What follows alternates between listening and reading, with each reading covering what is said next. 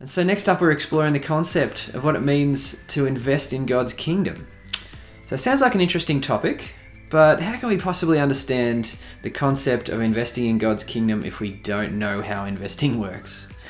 So I thought today we could fill in some background knowledge so that the topic makes a little bit more sense.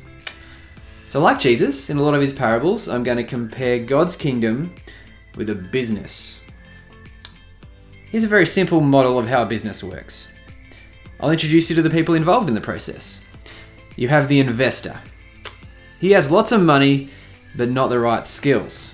You have the entrepreneur, who has no money, but has the skills. And the customer, who wants a product. So it all starts with the investor. This is someone who has more money than they need, but still wants more money. Because you can never have too much money, right? So they don't know how to make stuff, so they take some of their leftover money and find the entrepreneur, who knows how to make stuff, but doesn't have the money to buy the ingredients to make it out of. So the investor gives some money to the entrepreneur, who then uses it to make a product.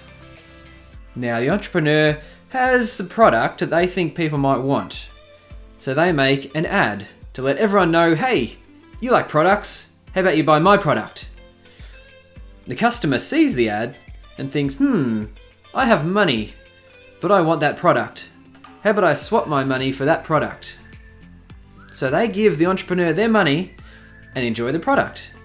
Everyone gets what they want, and now you have a business. So the thing I want to highlight today in this process is the relationship between the investor and the entrepreneur. Because there's detail in the process I didn't mention. Did you wonder why the investor just gives away his money to the entrepreneur? It's not generosity, it's not a gift. The investor wants more money, remember?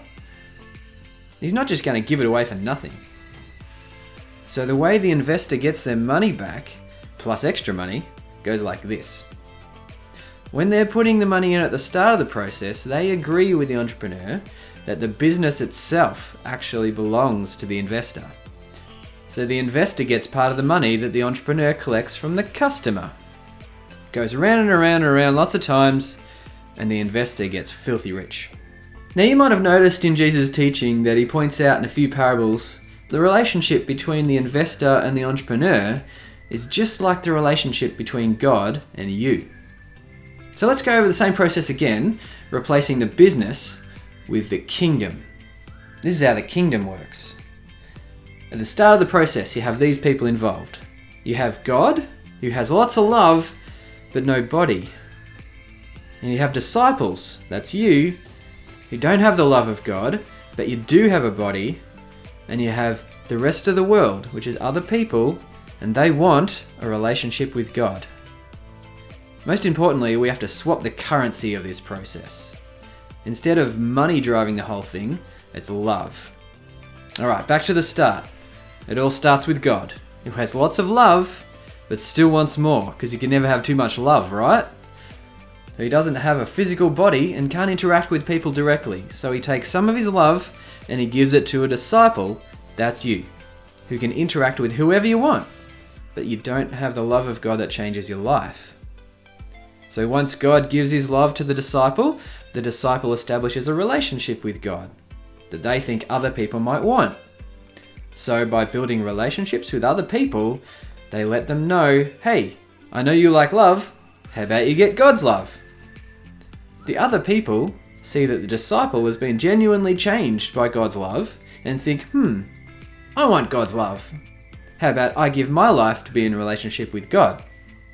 So they give the disciple their life in community by becoming part of the church, and together share a relationship with God that leads to eternal life. Everyone gets love, and now you have a kingdom, which belongs to God because he started the whole thing. Now, one last thing I'll point out is where you fit into the whole plan. So in the case of the business, it would fall over pretty badly if the entrepreneur said, nah, I'm not going to sell these products, I'll keep them for myself. One, the customer would never get their product. The entrepreneur would never make any money from the customer. And how do you think the investor would react when they don't get any of their money back? So in the same way, the kingdom only works if you pass on God's love to others. So whatever God invests in you, be it kindness, forgiveness, wisdom, skills, or money, or whatever else, it's not yours to keep. You have to pass it on. Or God will find someone else to invest in who can be better trusted with your resources. So when the kingdom's done right, God gets all the glory in the end. So go out there and share what He's invested in you. And that's what we're all here for.